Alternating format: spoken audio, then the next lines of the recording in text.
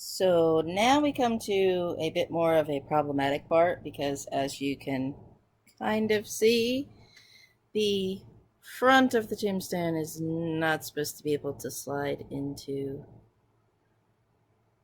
the back of the tombstone.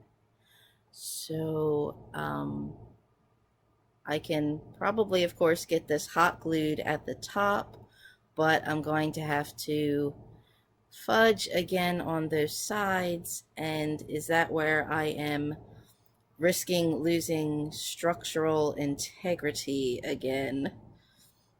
Because structural integrity is apparently very important in your cardboard tombstones. So we shall see. I suppose, again, yes, if nothing else, I could just take the letters off of the front and use them on the back. And then this just becomes one Shakespeare facade, but I don't want to cheat to do that. I want it to be a full three-dimensional, be able to walk around tombstone. So you can see where one side here, it looks pretty even, where I may be able to put it together. But you can also see how I think the board also warped in the sun. I think that might have actually been the issue with this type of corrugated kind of cardboard, where it just wasn't sturdy like a box, believe it or not. Where I think because this came inside a larger box, maybe with a TV or something, where it's almost like it was meant to be more like hollow for packing rather than a sturdy box itself. So the front actually has kind of warped a bit, and I was able to get it glued on that side. And we are glued across the top. Yes, I'm working on the floor now at it because the tombstone is actually very big. Now, sure, I could have gone to the dollar store and bought a little teeny tiny headstone, but that wouldn't have been any fun. This glue line on the top is pretty sturdy, but of course, I also can't glue inside this top part like I did previously before the box began to sort of close up. So we're just going to have to work with this type of tape. So I'm not entirely pleased here. You can't really be a perfectionist and work with cheap materials. You can still see that bowing in the front that makes it look like it's leaning. I'm way back in the noisy part of the basement here to get kind of the picture. Whoops. But it's standing straight, but it looks like it's buckling because of that warped center. Now, I would like, it's also a little short in the front, but that's okay. Put it in a pile of leaves, who's going to notice?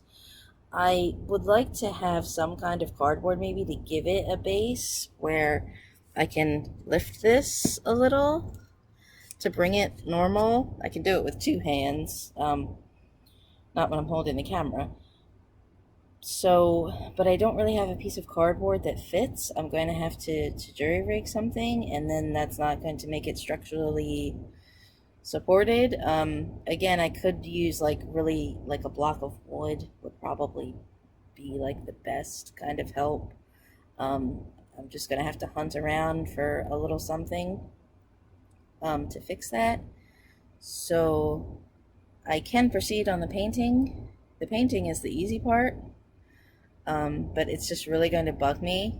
Like, there's a difference between working with a piece of a box that's broken, a little corner that's damaged that you can make look like a ye old tombstone, and something fake that looks like it's going to fall over. I did find a box here in my recycling trash to wedge in there and glue in place.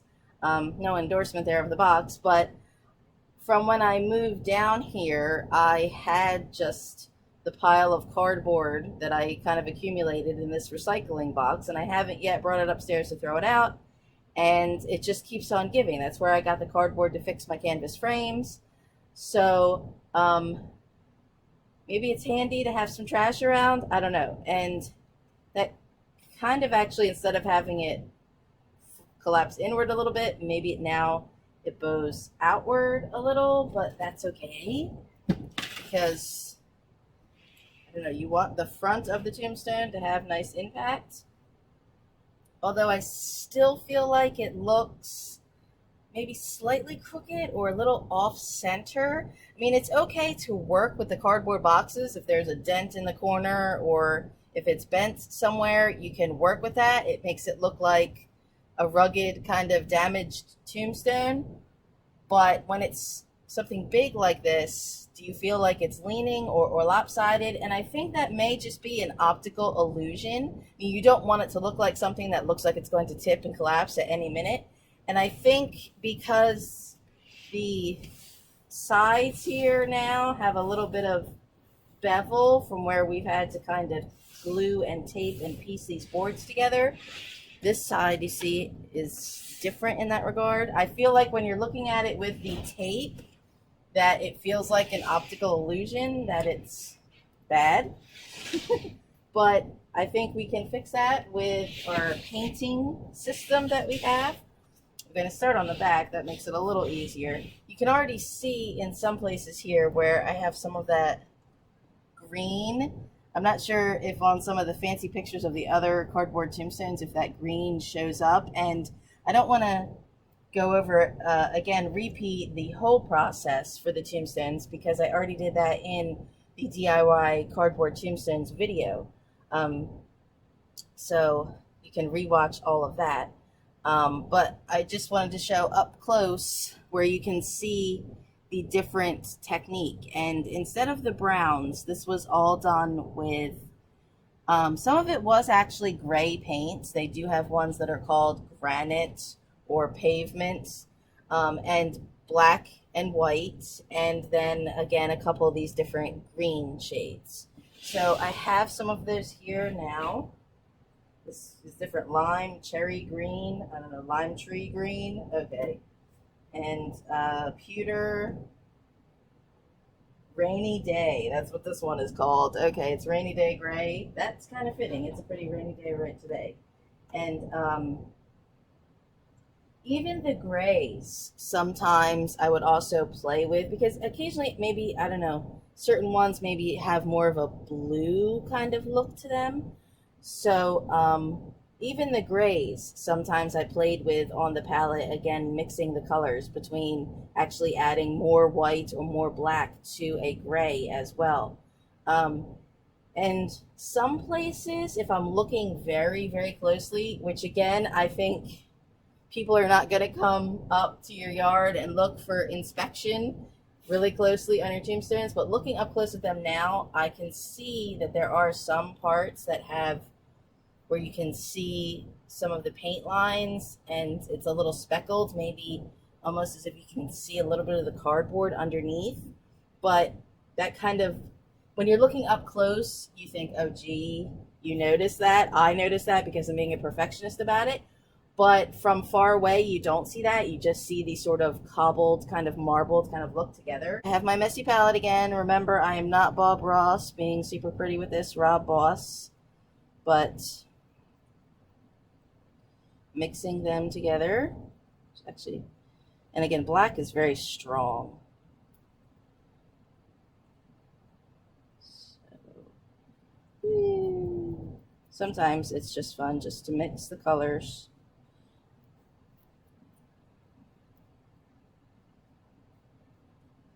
So there is, are we in art class here? I am not an artist, but there in your color theory, black and white get gray. I think that's a movie quote. Maybe not a Frightening Flicks, but it's true. When you're little, everything is black and white, but then when you grow up, there's only gray. All right, with the philosophizing that comes when we paint with Kbatz. So, just straight gray. So, and again, you want to cover all your masking tape, and then you can begin to get into blending what you need to match what's there. So see, I still have more white that I could mix in here to change the color.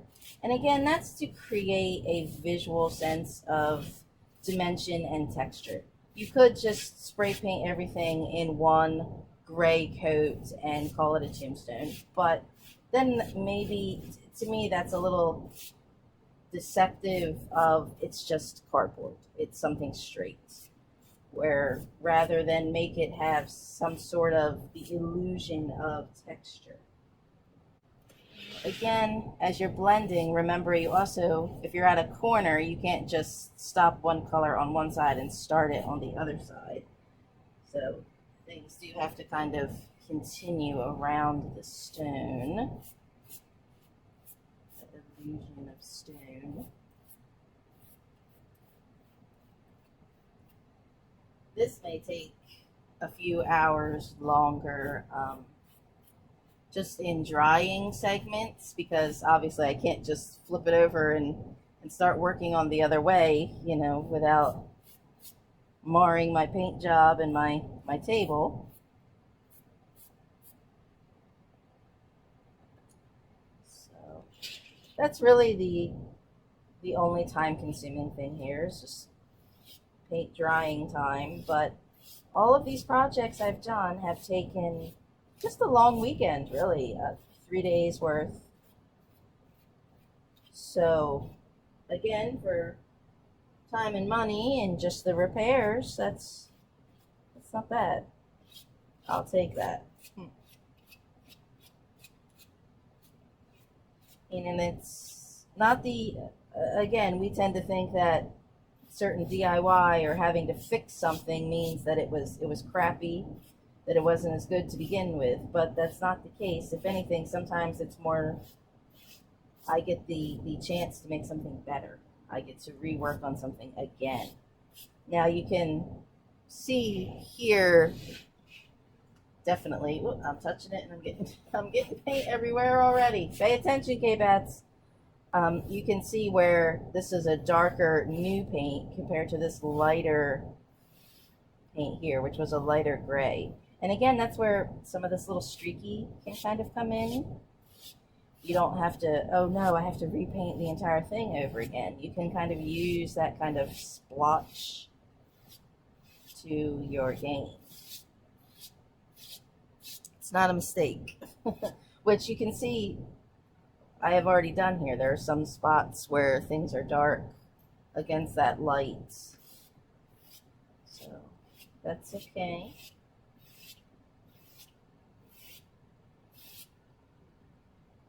As long as it's not just one stop kind of glob. That seems kind of weird. Like, what is that glob doing there?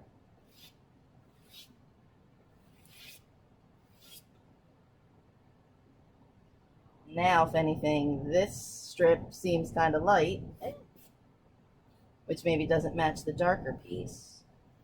So we can cobble those together. Cobble's kind of a fitting word, maybe not in the boot sense, but cobblestone. So you can have light streaks on the dark, or add some dark. I'm having a little bit of black here left to use, or did I mix it?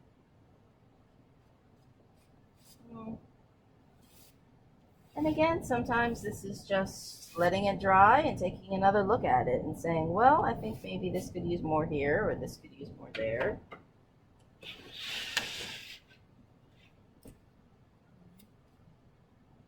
You can kind of already see a difference between what here has been complete and now this bare tape. Looks pretty good.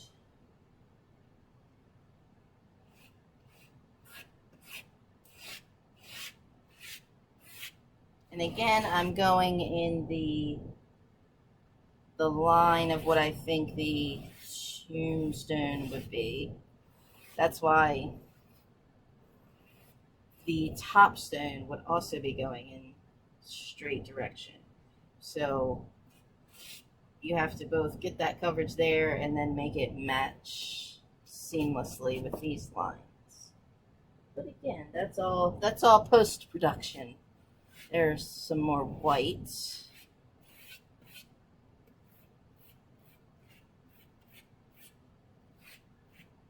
You can't quite see everything. This is the first time I'm painting in my new area. There's my useless painting assistant, the pole. So this has also been a chance for me to see what setup works and doesn't work for painting downstairs. I obviously don't want to paint in the nicer studio area because I don't want to get speckles of paint everywhere on my nice furniture. So sometimes you can let this dry and you can come back and look on it. You say that's kind of jarring. That looks very weird. I can see where I have stopped my paint line, and you don't want that. I feel like there's a spot there it's not getting coverage. So, and I have a little white streak there, and again, that's okay. Work with it. This is purely abstract art, our tombstones. And again, this little pile of paint that I have done here, I'm mixing it. Can't talk today, Kbatz. I'm spreading it around as well. So that color paint, which in theory is unique in its mix, is going to be spread out throughout the tombstone, which again kind of creates some cohesion, some marriage of color.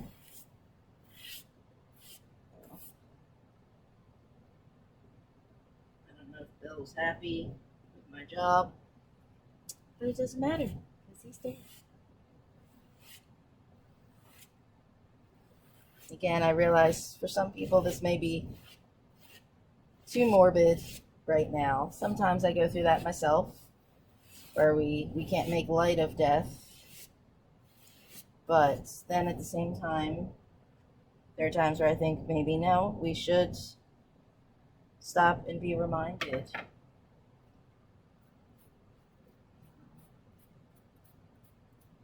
We have no problem, remembering 9/11. I'll never forget that. Sometimes if I catch myself looking at the clock and see that it's 9/11 on the clock, I have to stop and take pause and think about it. They're not just innocuous numbers anymore, But it's kind of strange that we could unite so quick, so steadfast over 3,000, and yet, we're having arguments and struggling when 2,000 people are dead. And just to vary that color. And again, maybe darker parts are what's deeper stone of the tombstone, and maybe the lighter area is a corner maybe where things have been chipped and weathered. Who knows? I think it's important maybe when you're creating this kind of art that if there is some kind of story or explanation to it, that you have to stick with that. If all my tombstones are 200 years old, then they have to look it.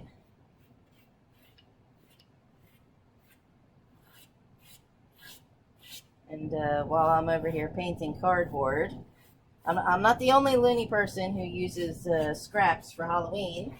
Our horror hostess, Marion Rich, she did an absolutely adorable little video about being your own kind of DIY pirate. Getting a hat and putting some fake hair and even some t-shirt strips and some old beads and knots, and boom, you've got your kind of arg little high seas kind of little pirate.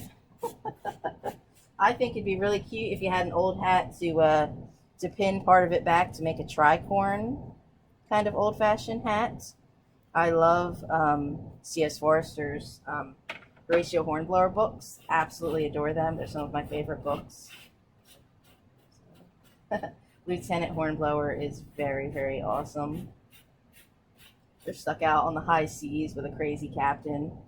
And good old Hornblower, maybe not, takes matters into his own hands to assure the safety of his ship. It's a great book. I highly recommend it.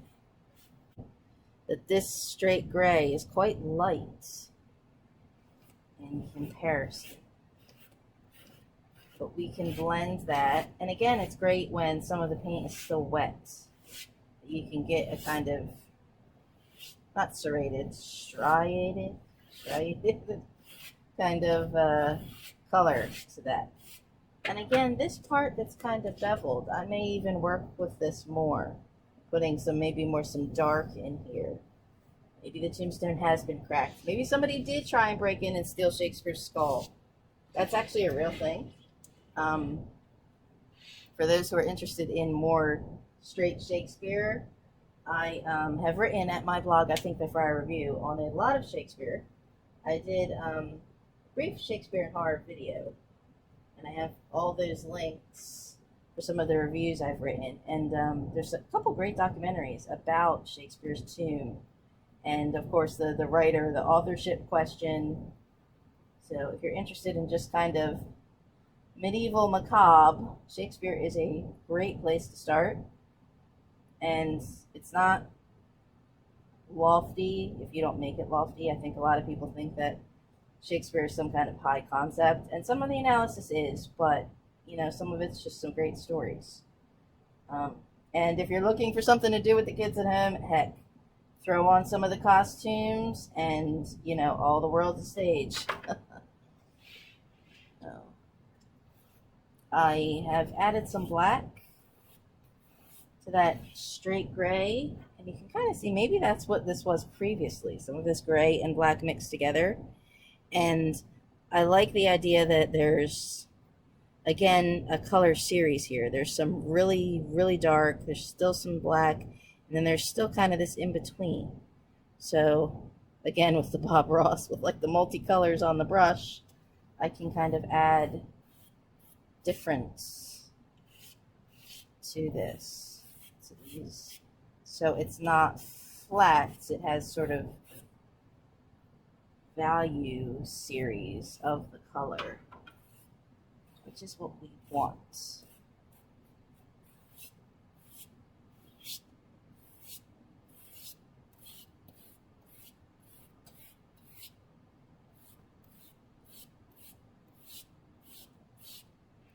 Again, by allowing the little sort of speckle to continue.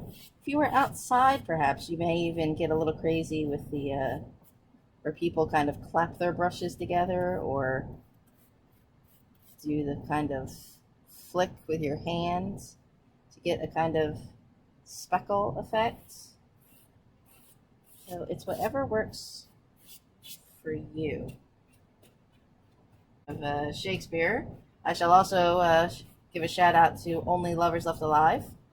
I love that movie. I know some of our horror addicts don't get it, but I absolutely adore it. There's a John Hurt is playing Christopher Marlowe, who in their storyline was really Shakespeare author, and he's a 500-year-old vampire. Again, even though some of the paint is wet, you can kind of see how they're blended together, how you can't necessarily see what's new, what's fresh, or what's old. There's, again, some of the darker and lighter streaks here down on the sides, and I'm using a little bit more of a white streak on this upper corner here. And again, you can do quick coverage here. Can you see, or is that light in the way? You can do quick coverage here just to slap it on here, but because these lines are going this way and the paint needs to go in this direction, you need a couple coats going straight this way. And then as your top line is going this way, there'll be kind of a blend and streak kind of and down across. And here there's actually a couple parts I wanted to point out where there's a ripple sort of in the masking tape, and that's great. Again, if you maybe if you didn't necessarily have a lot of paint, if you only had spray paint and you didn't want to do this kind of gradient kind of texture, you could do crunchy tape. You could do like your tissue paper or plastic bag, and you could dab on paint, or you could do some decoupage design. So there's plenty of different cheap, affordable kind of ways to work here. You don't have to go big or go home, but that's more fun. Again, mixing this light and dark to kind of even out this side here.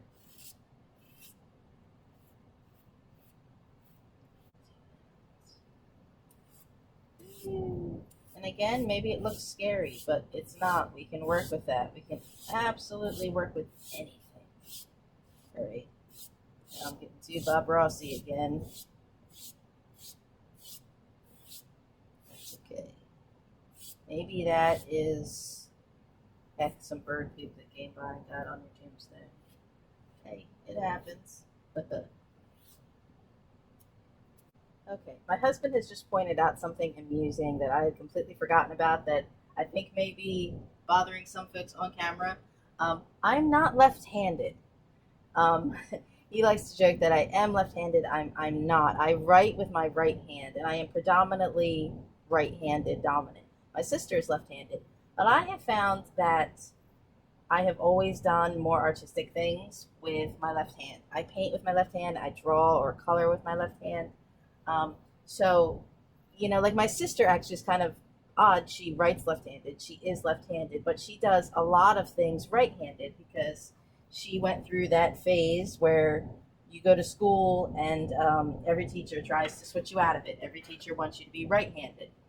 So, and when I actually did first start painting and just for some reason instinctively picked up a brush with my left hand, I did have a teacher who would, grab the brush, take it out of my hands. No, you're right-handed. It belongs in your right hand. And I'd say, but I want to do it this way. And, we all had those kind of pesky teachers, I think. So, do whatever you want to do. Maybe if you are interested in some kind of new skill and you find maybe it's not working with, what's supposed to be your official hand, who cares? Try it the other way. You never know what might work. So, who cares? Pick up the paintbrush. It doesn't matter. Give it a whirl. Let yourself go. And now, of course, I'm doing coverage across here, but I also want to blend down. And that's sort of too drastic. So I have a little bit of the light paint left. And I make some streaks here.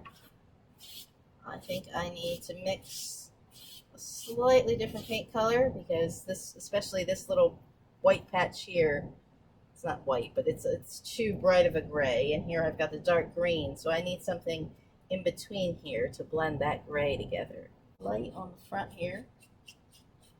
And I had mentioned in the DIY tombstone video, these are obviously sort of, the few hours trick-or-treat only.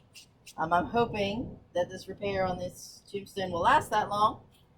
And if you want something to last longer all October, obviously you need different materials. So I want folks to know that they have options, that you don't just have to go to the dollar store, the Halloween store, and pick out a couple little tombstones and call it a day. Some of the cemetery fence and things like that, that you can create something as custom and unique and as special as you are. Okay, now am I painting with the wrong hand?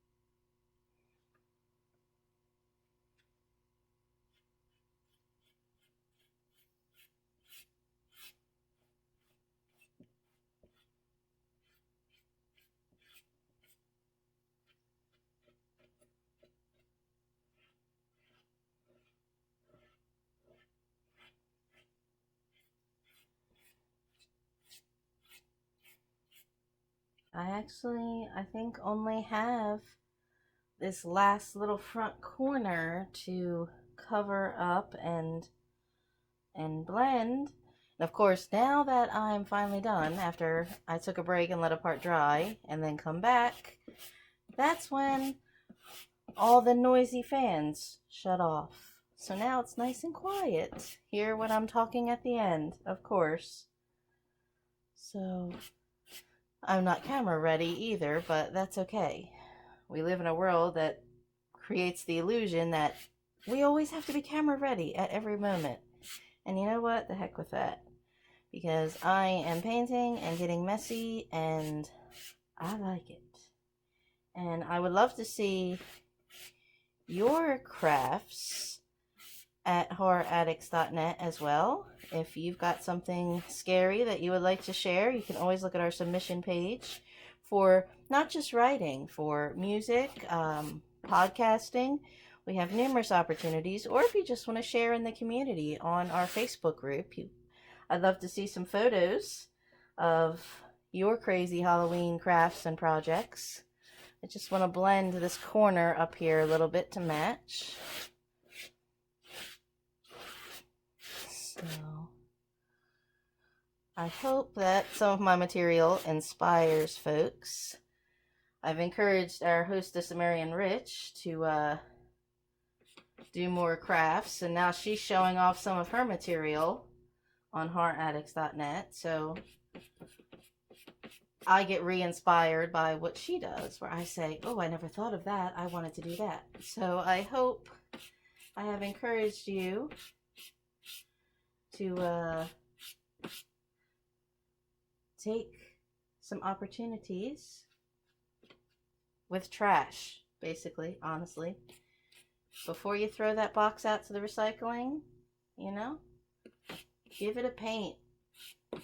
Write some spooky, you know, dead or buried on it. And if you don't like the way it looks, hey, throw it in the recycling. Who's gonna see it? But but maybe the trash man will chuckle like it's the Burbs, huh? So that's okay. I don't like this area here. It seems too drastic of a line right there. But we can doctor that. I have a little lighter color. So if you just want to have fun with some of the names, I mean, yeah, most of the time when you get a little toy tombstone in the store, it only says, you know, RIP or something humorous on it. So if you want to get sophisticated and honor some classic folks, I think I've got a Vincent Price one over there somewhere, you know, go wild. That's okay. I feel like the men who stare at goats, somebody told you not to dance. You know, well, dance. Go right ahead. I'd love to see what you're doing. horroraddicts.net is our main page, or at horroraddicts13 on Twitter. I always remember the 13 because I'm not really a fan of the number 13, but it's spooky. That's what matters.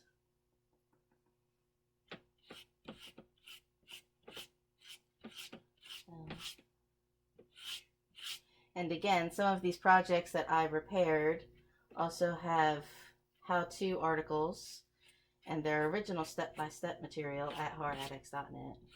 So we're getting into the media age here where, or I'm coming up to the times at least, where I've got pictures to document and videos that go along with the writing. See, that looks scary because it's too much dark, but we can fix that. That's okay. So basically, outside of the bottom of this that needs a little touch-ups where I've had it sitting where I can't quite paint on it, this is really a little bit of just, again, trial and error on letting it dry and seeing if a spot needs more coverage or more blend. And then this is pretty much done. Thank you for tolerating my nonsensical ramblings while I paint. And like I said, enjoy what you make, even if it takes repairs and touch-ups. We all need some work and some tune-ups over time, so our artwork is the same. So appreciate it, enjoy it, and a little DIY therapy, priceless.